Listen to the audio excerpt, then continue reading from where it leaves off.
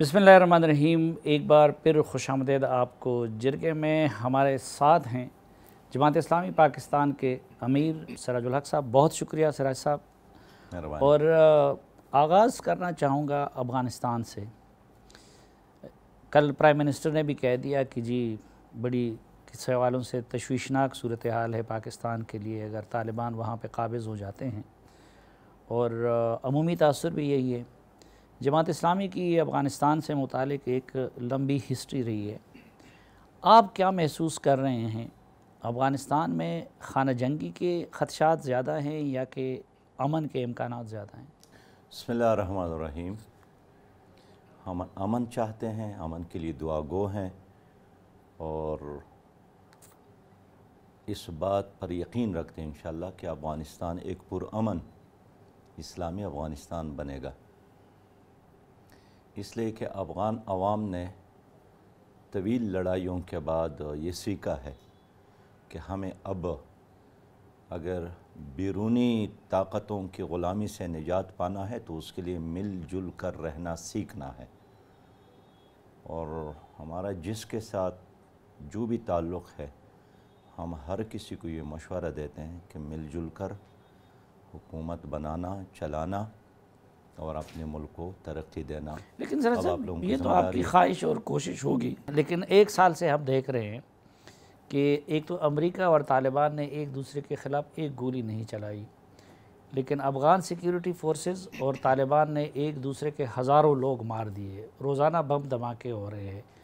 अब जबकि अमरीकी निकल जाएंगे जुलाई तक, तो तालिबान की उसके बाद ये जो जंग है, इसको आप जायज़ समझते हैं या नाजायज़? देखिए, ग्राउंड रियलिटी को तस्लीम करना चाहिए और ग्राउंड रियलिटी यह है कि अफ़गान तालिबान ने एक तवील जद्दोजहद करके अमेरिका को मजबूर किया कि वह अफ़गानिस्तान छोड़ दे। और ख़ुद अमेरिकन कहते हैं कि शहरों पर अशरफ गनी की हुकूमत है, लेकिन अफ़गानिस्तान के एक बड़े हिस्से पर तालिबान मौजूद है, उनका निज़ाम मौजूद है और उनके इदारे वहाँ पर मौजूद है। लोग उनकी तरफ रुजू करते हैं। तो तालिबान तो नाम है, ये तो असल में अफ़गान अवाम है। तो अगर अफ़गान अवाम की इत्तेमाद और सपोर्ट जिस तंजीम पार्टी को हासिल है, उसके हैसियत को अगर आप तस्लीम नहीं करेंगे, वो अमेरिका तस्लीम ना करे, वो पाकिस्तान तस्लीम ना करे, तो इसका मतलब यही होगा कि आप खाना जंगी चाहते हैं, आप वहाँ पर खूनरेज़ी चाहते हैं, जो किस लिहाज से पाकिस्तान के लिए भी और दुनिया के लिए मुफीद नहीं है। तो जायज़ और नाजायज़ ये एक जुज़वी मसला है। असल में एक हकीकत को तस्लीम करना है कि अगर अमेरिका निकलता है और अमेरिका ने आते वक़्त अफ़गान तालिबान पर हमला किया था, B-52 तैयारों का इस्तेमाल किया था, 46 ममालिक को साथ मिलाया था और अपना हर दाव, हर वार, हर हौसला इस्तेमाल करके बिलाखिर वो एक बार फिर माजी की तरह एक सुपर ताकत, बल्कि ताकतों का मजमुआ शिकस्त के से दो चार हो गए, तो क्या अब हक़ और इंसाफ नहीं है कि आप जो असल ओनर है और जो असल ताकत है उसके हवाले कर? अगर आपने एक बार फिर का पता तो मैं सलीम भाई एक बार अपना फ़िक्रा मुकम्मल करूँ कि अगर आपने माजी की तरह एक बार फिर एक डमी और जाली किस्म का निज़ाम बनाया और असल हकीकत को, ग्राउंड रियलिटी को, असल ताकत को, अवाम की एक बड़ी मुनज़्ज़म फ़ोर्स को, उसको एक तरफ रखा, साजिश करके दीवार से लगाया, तो इसका मतलब यही होगा कि आप ख़ुद वहाँ पर अमन नहीं चाहते हैं। नहीं, अब एक तरफ अशरफ गनी हैं, हामिद करज़ई हैं, गुलबदीन हिकमतयार है, उस्ताद सयाफ़ हैं, अब्दुल्ला है, जो साबिक़ मुजाहिदीन भी है अशरफ गनी के अलावा। वो उनसे कह रहे हैं कि भाई एक जंग बंदी करो और आओ मुज़ाकरात करके उसमें आपके मुशावरत से एक निज़ाम बनाते हैं। लेकिन तालिबान जंग बंदी नहीं कर रहे हैं और ये पूरे साल के दौरान, मसलन जब हम फ़लस्तीन का वो यहाँ पे मना रहे थे, तो काबुल में एक धमाके में 78 बच्चे शहीद हो गए। अब पिछले 20-25 दिनों के दौरान अगर आप देखें तो सैकड़ों अफ़गान, अब मुसलमान और अफ़गान उस तरफ भी हैं, मुसलमान और अफ़गान इस तरफ भी हैं। تو آپ نہیں سمجھتے کہ بھئی امریکیوں سے جنگ ختم اور اب یہاں پہ تو یہ ناجائز نہیں ہے؟ بحیثیت پاکستانی اور بحیثیت ایک دینی تحریک کے ذمہ دار اور امیر کی حیثیت سے تمام افغان تنظیموں کے جتنے ذمہ داران سے ہمارا رابطہ ہے، اس کو ہماری نصیحت مشورہ یہی ہے کہ مذاکرات کرو، ایک میز پر بیٹھ جاؤ اور آئندہ کے لیے ایک اتفاق کے ساتھ ایک نظام بنا لے۔ یہ میری بھی، آپ کی بھی، سب کی یہ ایک مشورہ ضرور موجود ہے۔ لیکن جب میں ماضی کو دیکھتا ہوں تو روسیوں کے خلاف جن بڑی جماعتوں نے جدوجہد کی، اس میں جمعیت اسلامی افغانستان اور حزب اسلامی افغانستان دو بڑی جماعتیں تھیں۔ ایک کا لیڈر استاد برہان الدین ربانی تھے جو مصر کے جامعہ ازہر سے فارغ التحصیل اور پھر کابل یونیورسٹی کے پروفیسر تھے، اور دوسرے جماعت حزب کا سربراہ انجینئر گلبدین حکمتیار تھے۔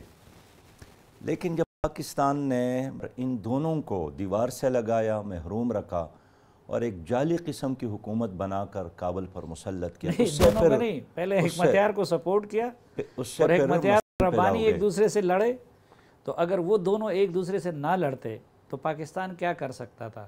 اس کے بعد پھر حکمتیار کے مقابلے میں پاکستان نے طالبان کو سپورٹ کیا۔ شاید آپ بھول رہے ہیں، دیکھیں نجیب انتظامیہ کے خاتمے کے بعد جناب نواز شریف صاحب نے گورنر ہاؤس پشاور میں جو میٹنگ بلائی تھی، اور اس میں خود قاضی حسین احمد صاحب بھی شریک تھے، اور یہی مشاورت ہو رہی تھی کہ کیسا نظام بنایا جائے۔ افغان لیڈر بھی سب اس میں شریک تھے کہ اچانک جناب نواز شریف صاحب نے ایک فون سن لیا تھا اور واپس آ کر انہوں نے فیصلہ سنایا کہ فلاں آدمی افغانستان کا سربراہ ہوگا 6-8 مہینوں کے لیے، اس کے لیے 10-12 مہینوں کے لیے فلاں آدمی ہوگا، اور اس کے بعد آپ لوگوں کی اپنی لیکن جب یہ مرضی۔ میٹنگ ہو رہی تھی تو اس وقت کابل پہ ایک طرف سے احمد شاہ مسعود حملہ آور تھے اور دوسری طرف چارہ سیاب کی طرف سے حکمتیار حملہ آور تھے، اور پھر چونکہ وہ دونوں ایک دوسرے کو تسلیم نہیں کر رہے تھے، جس طرح نواز شریف اور زرداری ایک دوسرے کو نہیں کرتے، تو مولانا فضل الرحمان کو موقع مل گیا تو اس لیے وہ آ گئے تھے۔ دیکھیے آپ احمد شاہ مسعود اور انجینئر صاحب گلبدین کی بات کر رہے ہیں، اور یہاں زرداری صاحب اور نواز شریف صاحب کی بات کر رہے ہیں، ان دونوں میں بہت بڑا فرق ہے۔ یقیناً ان دونوں نے اتنے لوگ نہیں مارے جتنے ان دونوں نے ایک دوسرے کو مارا۔ میں اس میں نہیں جاتا ہوں انہوں نے کیا کیا کیا نہیں کیا، ہم لمحہ موجود کی بات کرتے ہیں۔ میں اس لیے آج آپ کے پروگرام کے ذریعے پاکستان کی حکومت کو بھی پیغام دینا چاہتا ہوں کہ ہمیں افغان مسئلے کو امریکہ یا کسی اور کے اینک سے نہیں دیکھنا چاہیے، ہمیں اس مسئلے کو 100% افغان عوام کے مفاد اور پھر پاکستان کے مفادات کی نظر سے دیکھنا چاہیے۔ اور میں سمجھتا ہوں کہ جب دو فریق ایک طویل عرصے سے آپس میں لڑتے رہے اور بالآخر امریکہ نے اپنی ایک شکست تسلیم کر کے جانے کا فیصلہ کیا ہے، اگرچہ وہ اب اس جانے کو بھی افغان عوام پر ایک احسان کی طور پر جتانے کی کوشش کرتے ہیں، پھر قطر کے مذاکرات ہو گئی، طویل مذاکرات ہو گئے، اور ظاہر ہے ان مذاکرات کو بنانے اور سجانے میں پاکستان نے بھی ایک کردار ادا کیا ہے۔ اب ان آخری لمحوں میں میں سمجھتا ہوں کہ انہی مذاکرات کو آگے بڑھانے کی ضرورت ہے، بجائے اس کے کہ کوئی اور کھیل شروع کیا جائے اور ایک خانہ جنگی کے لیے ماحول بنایا جائے۔ امریکہ کی جو ہسٹری ہے نا سلیم، وہ یہی ہے۔ جنگ اور مذاکرات تو ایک ساتھ نہیں ہو سکتے نا۔ افغانوں کا مطالبہ ہے طالبان سے جنگ بندی کا، آپ ان کی آواز میں اپنی آواز ملانا چاہیں گے کہ دونوں فریق جنگ بندی کریں؟ اصل میں وہ سمجھتے ہیں کہ جن کے ساتھ ہمارا جنگ تھا امریکہ کے ساتھ، اس کے ساتھ ہمارے مذاکرات نتیجہ خیز ہو رہے ہیں، اور اب جس سے ان کا موقف یہی، میں تو ان کی موقف کی بات کرتا ہوں، میں تو آپ کا موقف جاننا چاہ میرا رہا ہوں۔ موقف یہی ہے کہ افغان عوام کو ایک میز پر بٹھانا اور ایک ایسی حکومت بنانا جس میں گراؤنڈ ریئلٹی کو تسلیم کیا جائے۔ اس سے اگر آپ نے ایک کمزور حکومت بنا لی تو وہ امن قائم نہیں کر سکتی ہے۔ اگر آپ نے اس میں طالبان کو ایک سرپرست ذمہ داری کے طور پر تسلیم کیا تو پھر اس بات کی واضح امکان موجود ہے کہ وہاں امن قائم وہ تو ہوگا۔ طالبان اور افغان حکومت اور پورے جو کونسل ہے جس میں عبداللہ سیاف یہ سب لوگ ہیں، ان کے مذاکرات ہو رہے ہیں، اور وہی حل ہوگا کہ جس کو طالبان بھی قبول کریں۔ میں یہ جاننا چاہتا ہوں کہ اب ادھر افغان اور مسلمان مر رہے ہیں، تو آپ ایک اسلامی اور پڑوسی ملک کے ایک بڑی جماعت کے قائد کے طور پر کیا یہ مطالبہ کریں گے کہ جنگ بندی ہو جائے اس سے پہلے، یا نہیں کریں گے؟ میں ایک بار نہیں 100 بار مطالبہ کرتا ہوں کہ وہاں خونریزی نہیں ہونا چاہیے، خانہ جنگی نہیں ہونا چاہیے، آپس میں لڑنا نہیں چاہیے، لیکن ساتھ یہ ضرور کہتا ہوں کہ وہاں حق حکمرانی افغان عوام کی ہے۔ اب امریکہ یا پاکستان یا روس یا کسی اور حکومت کا یہ کام نہیں ہے کہ ان پر کوئی چیز مسلط کرے۔ اگر ہم نے مسلط کیا وہ ناکام ہوگا۔ حق حکمرانی کا تعین کیسے ہوگا؟ پاکستان میں تو آپ لوگ اس کا تعین ووٹ سے کرتے ہیں، الیکشن سے کرتے ہیں۔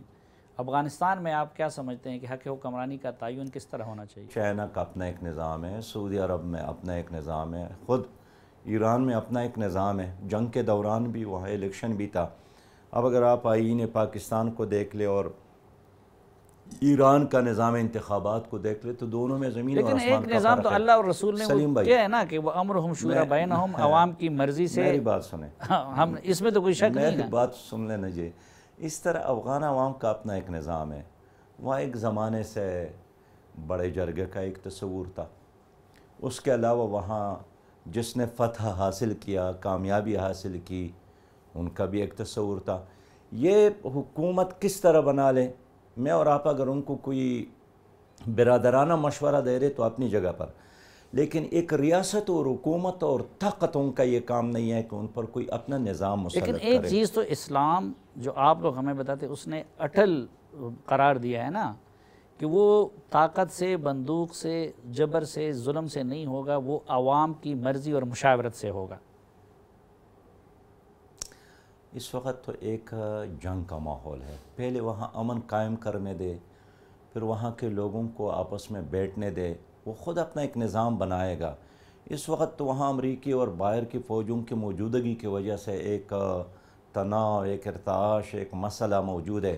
امریکہ کا اثر تو پاکستان میں اب زیادہ ہے، ادھر کم ہے۔ بات کر رہے ہیں اسلحے کی زبان میں، تو اس لیے طالبان کا یہ موقف ہے کہ آپ چلے جائیں۔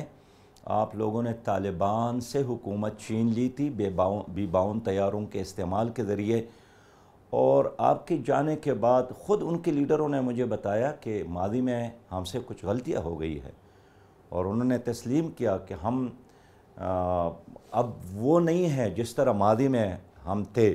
آپ یہ چاہتے ہیں طالبان کو دوبارہ حکومت دی جائے؟ میں عرض کرتا ہوں، اب ان کا یہی ہے کہ تمام فریقوں کو ساتھ چلانا، ان کے صلاحیتوں سے کام لینا، یہ ہماری ڈیوٹی بھی ہے، اور انہوں نے لوگوں کو یقین بھی دلایا ہے۔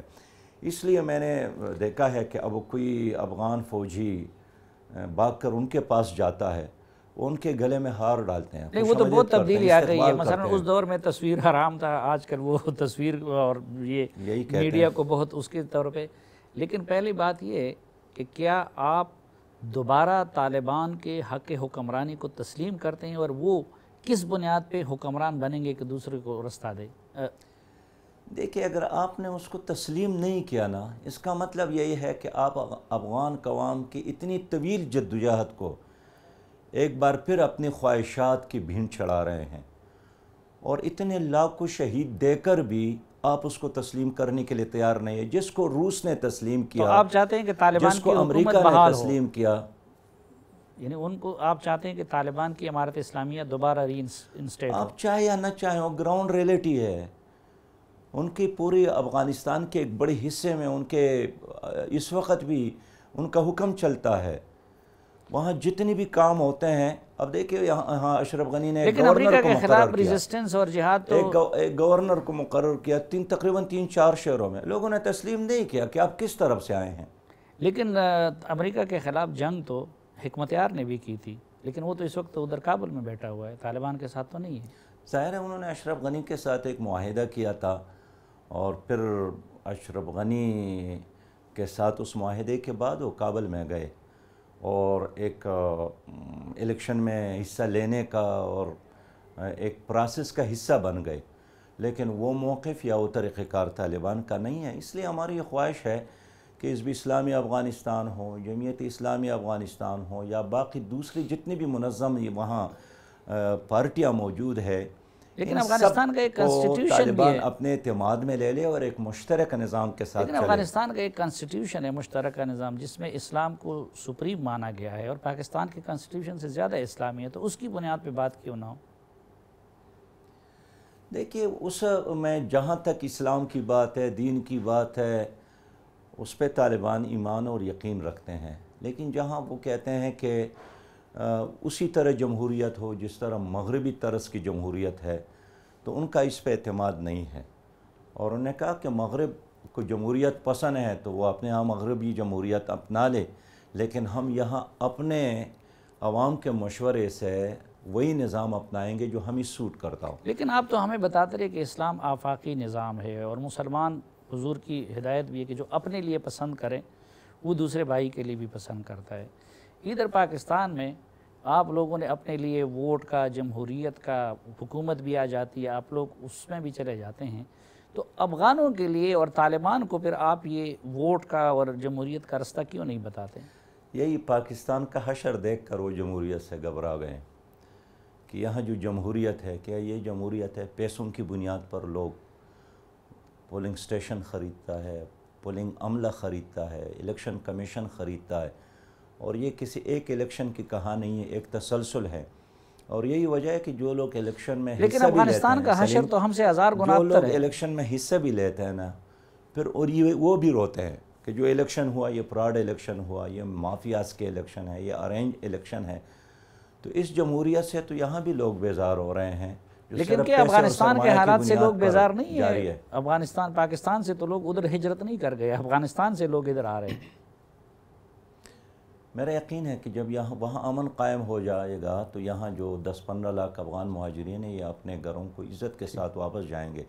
انہوں نے ہجرت طالبان کی وجہ سے نہیں کی، انہوں نے ہجرت کی تھی روسیوں کی وجہ سے، انہوں نے ہجرت کی تھی نیٹو افواج کے آمد کی وجہ سے۔ اس لیے جب وہ ماحول تبدیل ہو جائے گا تو جہاں جہاں دنیا میں افغان مہاجرین ہیں وہ اپنے ملک سے محبت کر کے اچھا، واپس ایک آئیں گے۔ افغانوں کا جو شکوہ ہے، یا ایون پاکستانیوں کا بھی شکوہ ہے، آپ نے بڑا اچھا کیا اس دوران فلسطینیوں کے حق میں اور اسرائیل کے خلاف جماعت اسلامی نے بڑے بڑے مارچز بھی کیے، خود حماس نے بھی شکریہ ادا کیا، باقی سب کچھ کا، لیکن وہ یہ کہتے ہیں کہ یہ کیا وجہ ہے کہ فلسطین میں مرنے والوں کا تو آپ لوگوں کو تکلیف ہوئی، لیکن افغانستان میں جب لوگ مر رہے ہیں، یعنی آپ بے شک کسی کے خلاف بھی کریں مظاہرہ، اور ہم پڑوسی بھی ہیں، ہم ایک زبان کے بھی ہیں، تو کہتے ہیں سراج الحق صاحب اور جماعت اسلامی کو اس سے اتنی تکلیف نہیں ہوئی، اور اس پڑوس کے لیے آپ نے کوئی مظاہرہ نہیں کیا، وہاں کے لیے مظاہرے کرتے رہے، یہ تضاد کیوں ہیں؟ یار آپ بھول جاتے ہیں، جماعت اسلامی نے تو سب سے زیادہ مظاہرے، کنونشن، پروگرام افغانوں کے لیے کیے ہیں، اور گزشتہ جب میں 9th اور 10th سے اسلامی تحریک کا حصہ ہوں تو جو میں نے دیکھا ہے وہ یہی ہے کہ ان کے افغان مہاجرین آئے تھے تو ہم اپنے سرحد پر جا کر اس کو ریسیو کرتے تھے، اپنے اپنے گاؤں میں، بستیوں میں اس کے لیے رہنے کے لیے انتظامات کرتے تھے، ان کو کیمپوں میں جا کر ان کی یتیموں کے لیے کفالت کا انتظام کرتے آج تھے۔ کل کیوں نہیں کرتے نا؟ وہ تو اس وقت آج تک کرتے چلے آ رہے ہیں، پاکستانی آج بھی اسٹیبلشمنٹ کی پالیسی تھی ہمارے تو آپ لوگ تعلیمی اداروں میں افغان بچے ہیں، ہمارے آغوش میں جو یتیم خانے ہیں اس میں افغانوں کی یتیم بچے ہیں، تو جتنا ریلیف کا کام ادھر ہم سے ہو سکتا ہے وہ ہم اب بھی کر رہے ہیں۔ ٹھیک، لیکن ماضی کی بنیاد پر ہم یہ بات کرتے ہیں کہ اس وقت اگر امریکہ نکل رہا ہے، اور یہ تیسرا واقعہ ہے کہ انگریز نے شکست، پھر روسیوں کے شکست، اب امریکہ، اور امریکہ صرف نہیں 46 ممالک کا ایک اتحادیہ شکست سے دوچار ہے، تو یہ ایک تاریخ کا بہت بڑا واقعہ ہے، اور مجھے افسوس ہے کہ لوگ اس کو ایک بہت بڑا واقعہ نہیں سمجھتے ہیں، روٹین کی کارروائی سمجھتے ہیں، تو یہ ویتنامیوں سے بڑھ کر جنہوں نے امریکیوں وہ تو کو شکست طالبان دی کے اس ساتھ سے بھی بھی بہت بڑی پاکستان کامیابی بھی ہے۔ تھا، ایران بھی تھا، چین بھی تھا، روس بھی تھا نا، تو وہ ڈبل گیم بھی تو چل رہا ہے۔ دیکھیے طالبان کا تو کوئی نام یہاں نہیں لے سکتا تھا. طالبان تو یہاں کوئی سلام لینے والا نہیں تھا. یہ ان کی اپنی جدوجہد، اپنی محنت اور اپنی جذبہ جہاد اور شوق شہادت تھی جس کی بنیاد پر وہ کھڑے ہو گئے، چلتے رہے اور بالآخر اللہ تعالیٰ نے اس کو آپ کے کامیابی لوگوں سے نے نوازا. طالبان کے اس جہاد میں حصہ ہمارے لیا؟ پشتوں میں ایک شعر ہے، وہ ترجمہ اس کا یہی ہے کہ یہ جو میں جھومتا ہوں یہ شراب کا نشہ نہیں ہے. اگر شراب کے میں کوئی نشہ ہوتا تو اس کی وجہ سے بوتل جھومتا.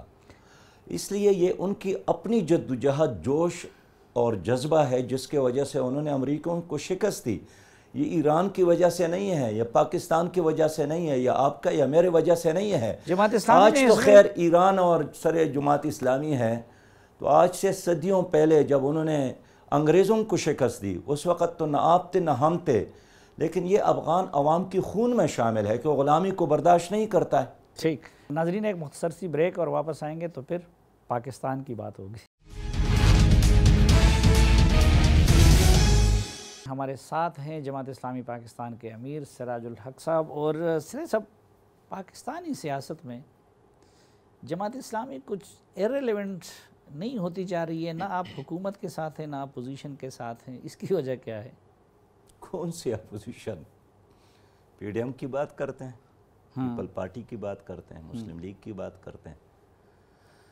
حقیقی اپوزیشن اس وقت جماعت اسلامی ہے، اور اس حکومت کے 1000 دن گزر گئے تو ماضی میں دیکھ کر جس کو آپ اپوزیشن کہتے ہیں، انہوں نے ہر مرحلے میں پی ٹی آئی کو سپورٹ کیا، زبردست سپورٹ کیا. تو 5 سال تو آپ بھی پی ٹی آئی کے ساتھ تھے نا؟ میری بات سنیں. نہیں 5 سال آپ پی ٹی آئی کے حکومت کا حصہ تھے خیبر پختونخوا میں کہ نہیں؟ وہ تو ہم حکومت کا حصہ تھے نا، مخلوط حکومت میں. اپوزیشن نہیں تھے، ایسا نہیں تھا کہ اپوزیشن میں ہوتے ہوئے ہم نے پی ٹی آئی کو سپورٹ کیا. اور الیکشن کے دنوں میں پیارے بھائی، اس اپوزیشن کو سلیم اس اپوزیشن کو گلا تھا نا کہ ہمارے ووٹ ہم سے لے کر پی ٹی آئی کو دلوائے ہیں، اس حکومت کو لائے ہیں. اور یہ حقیقی الیکشن نہیں تھا، اور یہ ایک بیانیہ تھا کہ ووٹ کو عزت دو. الیکشن کے بارے میں میرے پیارے بھائی، ایف اے ٹی ایف کے قوانین میں آنکھیں بند کر کے باجماعت ان کا ساتھ دیا. ہمارے بارے میں تبصرہ دیا کہ ان کو قومی مفادات عزیز نہیں ہیں، جبکہ ہم ایف اے ٹی ایف کے قوانین کو قوم کے لیے، ملک کے لیے ایک زہر قاتل سمجھتے تھے. میں آپ سے عرض کروں کہ میں نے سینٹ میں بھی، قومی اسمبلی میں دیکھا ہے کہ جب بھی ان کو ضرورت پڑی ہے ہمیشہ پیپلز پارٹی اور مسلم لیگ نے ان کا ساتھ دیا. یہ 3 نہیں ہے، یہ ایک کردار کے 3 نام ہیں. پارٹی، مسلم لیگ اور پی ٹی آئی یہ ایک کلب ہے جاگیرداروں کا، سرمایہ داروں کا. ان کا خارجہ پالیسی پہ کوئی اختلاف نہیں ہے، تعلیمی پالیسی پر اختلاف نہیں ہے، کشمیر پالیسی پر اختلاف نہیں ہے، داخلہ پالیسی پر اختلاف نہیں ہے، زرعی پالیسی پر اختلاف نہیں ہے.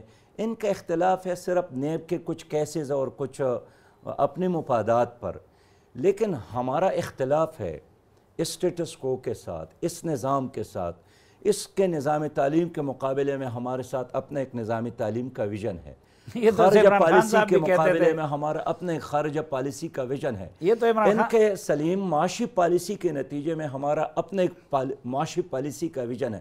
آپ کہتے کہ تو عمران خان بھی کہتے تھے، ہم اس وقت اور آج بھی یہی سمجھتے ہیں کہ عمران خان کے ساتھ بھی کوئی پروگرام نہ تھا. اچھا، یہ جو اپوزیشن کا نیریٹو ہے کہ جی الیکشن ریگڈ تھا اور اس کے نتیجے میں جو حکومت بنی ہے وہ ناجائز طریقے سے بنائی گئی ہے، جماعت اسلامی بھی اس سے اتفاق کرتی ہے کہ الیکشن ریگڈ تھا؟ فیئر الیکشن تو نہیں تھا، اور یہ تو اب سب لوگ کہتے ہیں. جن لوگوں نے الیکشن کنڈکٹ کیے ہیں وہ بھی کہتے ہیں. اس لیے 70 کو چھوڑ کر جتنے بھی الیکشن ہو گئے ہیں، میں سمجھتا ہوں کہ ہمیشہ پارٹیوں نے اس پر کبھی اعتماد کا اظہار نہیں کیا. آپ لوگ ان کی طرح ان اسمبلیوں میں کیوں بیٹھے ہیں؟ اس لحاظ سے تو آپ لوگوں کی اور نون لیگ اور پیپلز پارٹی کی اخلاقی پوزیشن ایک ہے. اگر مجھے پاکستان کے نظام جو اس وقت موجود ہے اس سے اختلاف ہے، اسٹیٹس کو سے اختلاف ہے، آپ پھر مجھے یہ سوال کرے کہ آپ پھر پاکستان میں کیوں بیٹھے ہیں؟ مجھے پاکستان کے نظام تعلیم جو اس وقت رائج ہے، طبقاتی اور استحصالی نظام تعلیم ہے، پھر ہم مجھ سے سوال کریں کہ آپ نے کیوں لا کالج میں پڑھا ہے اور پنجاب یونیورسٹی اور پشاور یونیورسٹی میں پڑھا ہے؟ مجھے اگر کسی پالیسی سے اختلاف ہے تو اس کا مطلب یہ نہیں ہے کہ میں ضلع چھوڑوں، صوبہ چھوڑوں، ملک چھوڑوں، اسمبلی چھوڑے. اسی اسمبلی کے اندر جا کر، سینٹ میں اندر جا کر ہم نے اس کے خلاف آواز اٹھائی ہے، ہمیشہ جدوجہد کی ہے. یہ دلیل تو نون لیگ اور اس پیپلز لیے کہ پارٹی بھی جمہوریت کا حصہ ہے. یہ تو نون لیگ اور پیپلز پارٹی بھی یہ دلیل دیتی ہے. نون لیگ اور پیپلز پارٹی کا یہ دلیل اس لیے غلط ہے کہ ان کو بارہا موقع ملا ہے. انہوں نے اس سٹیٹس کو قائم رکھا ہے جس کے خلاف آج وہ بات کر رہے ہیں. یہی نظام تعلیم، یہی عدالتی نظام، یہی زرعی نظام جس میں غریب آپ کو بھی مر رہا پہلے ایم ایم اے کی صورت میں موقع ملا، پھر پی ٹی آئی کے حصہ دار کی صورت میں ملا، اس سے پہلے نواز شریف کے ساتھ آئی جی آئی کے حصہ دار کی صورت میں ملا. تو کب آپ لوگوں کو موقع یار ملا؟ سلیم کچھ انصاف کرو نا جی. متحدہ مجلس عمل کی حکومت مرکز میں نہیں تھی، صوبے میں حکومت تھی. یہاں پرویز مشرف کی حکومت تھی. اور میں نے جب وزارت سے استعفیٰ دیا اور ادھر عدلیہ کی بحالی کی تحریک چلی تو ہم اس میں جیل میں گئے. لیکن آپ لوگوں نے 17 امینڈمنٹ کے ذریعے ان کے اس کو لیجیٹیمائز بھی کیا نا. یار یہ سوال تو آپ نے 100 بار کیا ہے اور میں نے 100 بار آپ کو جواب دیا ہے تو حقیقت کہ وزیر اعظم اس وقت پرویز مشرف نے وعدہ کیا تھا اپنے کالر کو ہاتھ لگا کر ٹیلی ویژن پر کروڑوں عوام نے دیکھا تھا کہ فلاں تاریخ کو میں یہ وردی اتاروں گا. اس وعدے کی بنیاد پر اس ترمیم کا ساتھ دیا گیا. اب جس نے چوری کی، جس نے جھوٹ بولا، جس نے دھوکہ دیا، جس نے قوم کو دھوکہ دیا، آپ اس سے سوال نہیں کرتے ہیں. آپ ہمارے سامنے وقتاً مثلاً جب آپ لوگ نون لیگ کے ساتھ تھے، آپ لوگ کہتے تھے یہ چھوٹی برائی ہے، احوط البلیتین ہے. پھر ابھی آپ پی ٹی آئی کی حکومت کا حصہ تھے. ہم تو اس وقت بھی کہتے تھے کہ جماعت اسلامی ان کے ساتھ نہیں جچتی. آپ نے 5 سال ان کے ساتھ حکومت کی. مولانا فضل الرحمان اور آپ نے ایک سٹیج پہ کھڑے ہو کے ایک نشان پہ ابھی یہ الیکشن لڑا. آج آپ کہتے ہیں کہ نہیں وہ سب ایک جیسے ہیں، تو ہم اس پہ یقین کریں یا اس پہ یقین کریں؟ کل ایک جیسے نہیں تھے. کل مولانا فضل الرحمان ان سے مختلف تھا، وہ آپ جیسا تھا.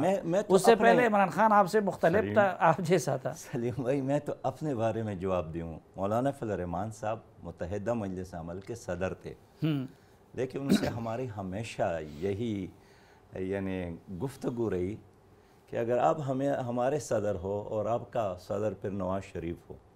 اس لیے اس الیکشن کے بعد ہم نے ان سے یہی ریکویسٹ کی کہ آپ زرداری صاحب کو چھوڑ دیں، آپ نواز شریف کو چھوڑ دیں. ہمارے پاس جو لوگ آتے ہیں وہ اسلامی نظام کی طلب میں آتے ہیں، اس نظام سے بغاوت کر کے ہمارے پاس آتے ہیں. تو اگر آپ انہی کا حصہ بنتے ہیں تو اس کا مطلب یہی ہوا کہ جو ہمارا دینی مزاج رکھنے والا، نظریہ پاکستان پر یقین رکھنے والا ووٹر کنفیوز ہو جاتا ہے. لیکن اس کا یہی خیال تھا کہ نہیں، اگر پیپلز پارٹی اور مسلم لیگ مجھے امام بناتا ہے تو پھر آپ کو کیا شکایت ہے. اور اس لیے ہم نے ان سے علیحدگی اختیار کی. متحدہ مجلس عمل غیر فعال ہوا، آہستہ آہستہ پھر ختم بھی ہوا. تو ہم اب بھی اسی موقع پر ہیں. اب آپ اس حکومت کو 5 سال دینا چاہتے ہیں؟ آپ نے جو فرمایا نا کہ یہ چھوٹے اور بڑے برائی کی بات ہے، ضرور ایک زمانے میں ہم یہی بات کرتے تھے، لیکن وہ دونوں برائیاں برابر ہو گئی ہیں. اس لیے ہم فاصلے پر ہیں. ہم اس کھیل کا حصہ نہیں ہیں. ہم اس کو پیسے کا، ظالم جاگیرداروں کا، کرپٹ سرمایہ داروں کا ایک کھیل سمجھتے ہیں. ورلڈ بینک اور آئی ایم ایف کے غلاموں کا کھیل سمجھتے ہیں. جماعت اسلامی ایک انقلابی جماعت ہے اور ایک کلیئر ویژن کے ساتھ اسلامی نظام کے لیے جدوجہد. مولانا بھی آئی ایم ایف کے غلاموں کی اس میں آ گئے. مولانا محترم تو اس وقت پی ڈی ایم کا امام ہے اور P D M I M F کے کھیل کا حصہ ہے. میرے خیال میں جو ایف اے ٹی اے کے وقت قوانین آ رہے تھے انہوں نے بھی اس کے ساتھ نہیں دیا تھا. لیکن پی ڈی ایم کا حصہ جب وہ بن گئے ہیں اور پی ڈی ایم کے حقیقی سربراہی اور قیادت اس وقت نواز شریف صاحب کے ہاتھ میں ہے، مریم صاحبہ کے ہاتھ میں ہے، پہلے بلاول صاحب کے ہاتھ میں بھی، تو اس کا مطلب یہی ہے کہ اس کی کامیابی پیپلز پارٹی اور مسلم لیگ کی کامیابی ہے، وہ مولانا فضل الرحمان صاحب کی کامیابی نہیں ہے. ناظرین ایک مختصر سی بریک، واپس آئیں گے تو جناب سراج الحق صاحب کے ساتھ یہ گفتگو کنٹینیو کریں گے.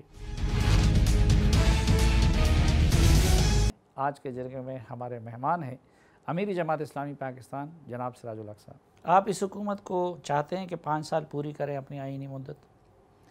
دیکھیے، ایک تو اگر ہمارے قومی اسمبلی میں اتنی ممبران ہوتے جتنی پیپلز پارٹی کی ہے یا مسلم لیگ کی ہے، تو میں ضرور آپ کو یہ کہتا کہ ہم ان کو وقت نہیں دینا چاہتے ہیں. لیکن اس وقت چونکہ خود جن کے ممبران ہے پیپلز پارٹی اور مسلم لیگ، تو دونوں نے اس پر اتفاق کیا ہے کہ اس کو وقت دیا جائے. اس لیے کہ ایک حکومت کی تبدیلی کا ایک راستہ تو یہی ہے کہ آپ ہاؤس کے اندر تبدیلی لائیں. ہاؤس کے اندر ہمارے کم از کم اتنی ممبران نہیں ہے، اور اب تو پیپلز پارٹی نے بارہا کہا ہے کہ حکومت اپنا ٹینیور پورا کرے، اس لیے کہ سندھ میں ان کی حکومت ہے، اس نظام کو قصہ ہے. مریم صاحبہ نے بھی بار بار فرمایا ہے کہ نہیں، اس حکومت کو ہم گرانا نہیں چاہتے ہیں، اس کا ملبہ اٹھانا ہم نہیں چاہتے ہیں، اب یہ اپنا ٹینیور پورا کرے. میرا پہلے سے یہی ہے کہ اس حکومت کو گرانے کا مطلب یہی ہوگا کہ اس کو ایک شہادت کا رتبہ ملے، اور شاید یہ خود بھی حکومت اب چاہتی ہے. 1000 دن ناکامی کے دن ہیں، مایوسی کے دن ہیں، اور ڈیلیور نہ کرنے کا، قوم کو مشکلات اور دھلدل میں دھکیلنے کے دن ہے. اس لیے اب خود حکومت بھی شاید اس لمحے کے انتظار میں. اور آپ کو یاد ہوگا اسد عمر صاحب نے فرمایا بھی تھا کہ اگر بہت تنگ کیا گیا تو اسمبلی بھی توڑ سکتے ہیں. اس لیے ہم چاہتے ہیں کہ عوام ہی اس کا احتساب کر لے. اچھا، ادھر اس کا ایک ہو دوسرا ہو، اس سے کوئی فرق نہیں پڑتا. جو کشمیر پاکستان کی شہرگ ہے، تو یہ حکومت بھی اب کشمیر کو چھوڑ کے شاہ محمود قریشی سے لے کے فلسطین کھیلنے لگی ہے، اور جماعت اسلامی بھی فلسطین کھیلنے لگی ہے. ہم دن رات کشمیر کی بات کرتے ہیں، ہر مجلس میں کشمیر کی بات کرتے ہیں، جلسے کرتے ہیں، جلوس کرتے ہیں، ملاقاتیں کرتے ہیں، لابنگ کرتے ہیں. بین الاقوامی سطح پر جو انسانی حقوق کے علمبردار تنظیمیں ہیں ان کے ساتھ رابطے میں ہیں، مقبوضہ کشمیر کے لوگوں کے ساتھ رابطے میں ہیں جو باہر کی دنیا میں آباد ہے. ہمارا ترجیح نمبر 1 بھی کشمیر ہے. حکومت کہتی ہے ہم کیا کریں، جنگ کریں، ہر وہ کام کرے جس سے کشمیر آزاد ہو. جنگ یہ پاکستان اگر جنگ ناگزیر ہے اس سے بھی گریز نہیں کرنا چاہیے، لیکن جنگ سے پہلے 100 اقدامات کرنے کے ہیں. ہم کہتے ہیں آپ کشمیر کے آزادی کے لیے ایک نائب وزیر خارجہ مقرر کر لیجیے، اس کیس کو بین الاقوامی سطح پر لڑے. ہم کہتے ہیں آپ ایک کلیئر لائحہ عمل تمام سیاسی جماعتوں کو اعتماد کے ساتھ لے کر بنائیں، قوم کے سامنے رکھے، تاکہ حکومتوں کے آنے جانے کی وجہ سے کشمیر پالیسی تبدیل نہ ہو. بین الاقوام کا لیڈر تو امریکہ اور یورپ ہے، ایک طرف آپ کہتے ہیں کہ نہیں تو ان کے پاس کیس بھی لے کے جا رہے ہیں. ہم کہتے ہیں کہ اپوزیشن اور سرکار کے ممبرات مل کر ممبران مل کر ساری دنیا کی دورے کرے. ہم کہتے ہیں مقبوضہ کشمیر اور آزاد کشمیر کی لیڈروں کو اپنے بیانیہ دنیا تک پہنچانے کے لیے ان کو فیسیلیٹیٹ کر لے. حکومت نے ایک کام نہیں کیا، بلکہ حکومت نے تو 9 مہینے تک کوئی کشمیر کمیٹی بھی نہیں بنائی. یہ جنگ تو دور کی بات ہے، یہ تو اعتراف کرتے ہیں کہ ہمارے ہندوستان کے ساتھ خفیہ مذاکرات ہو رہے ہیں. کشمیر کمیٹی تو اب ہے، بڑا ایک مجاہد شہریار افریدی جو ہے اس کے سربراہ ہیں. ظاہر ہے اس سے اگر پوچھے کہ کشمیر میں کتنے اضلاع ہے شاید ان کو یہ بھی پتہ نہیں ہے. اور اس سے پہلے علی امین گنڈاپور صاحب ہے، وہ کہتے ہیں میں خود جنگ کے لیے جانے کو تیار. گنڈاپور صاحب نے بھی فرمایا تھا کہ کون وزیر اعلیٰ ہے مقبوضہ کشمیر، ان کو یہ بھی پتہ نہیں ہے. اس لیے حکومت غیر سنجیدہ ہے کشمیر کے مسئلے میں، اور وہی کچھ کر رہا ہے جو پرویز مشرف کرتے تھے. یہ گلگت بلتستان کے الیکشن میں بھی وہی کچھ ہوا ہے جو 2018 کے الیکشن میں ہوا. آزاد کشمیر گلگت بلتستان میں یہ کہنا چاہتا ہوں کہ الیکشن ریفارم اصل مسئلہ ہے. آپ کو یاد نہیں ہے کہ گنڈاپور صاحب اپنی فوج سمیت وزراء اور مشیر لے کر وہاں پر گئے تھے اور سرکاری جہاز استعمال کیا تھا. اب آزاد کشمیر میں نے سینٹ میں پوچھا کہ وہ ٹکٹ مجھے بتائیں کہ جب وہ کمپین کے لیے گئے تھے اگر وہ ٹکٹ انہوں نے اپنی جیب سے خریدا ہے ہم سمجھیں گے کہ وہ پی ٹی آئی کے ایک کارکن کے طور پر گئے تھے، ان کو جانے کا حق تھا. لیکن اگر وہ ٹکٹ انہوں نے پاکستان پی آئی اے کے سرکاری خرچ پہ لیا ہے تو اس نے میرا اور آپ کا اور سب کا پیسہ اپنی پارٹی کے لیے استعمال کیا ہے. وہ تو اب آزاد کشمیر میں بھی وہی کچھ کرنے جا رہے ہیں. کشمیر کا جو الیکشن ہے یہ بھی ایک ان کا بس چلے تو ایک جھرلو الیکشن کرنا چاہتے ہیں، اور اس لیے لیٹ بھی کرنا چاہتے ہیں जमात तो इस्लामी कौम मुलतवी को करने के एतमाद हक नहीं में, है, कौम को एतमाद नहीं है कि एक फेयर इलेक्शन करेगा। जमात इस्लामी मुलतवी करने के हक में नहीं, हम कहते हैं कि इलेक्शन हो जाए, लेकिन एक फेयर इलेक्शन के लिए तमाम सियासी जमातों को एतमाद में अकेले लेकर लड़ रही है जमात एक, इस्लामी या किसी के साथ जमात इत्तेहाद? इस्लामी बिल्कुल अपनी निशान के साथ इलेक्शन लड़ रही है, अकेले अकेले लड़ रही है। एडजस्टमेंट करेगी कि एडजस्टमेंट भी नहीं करेगी?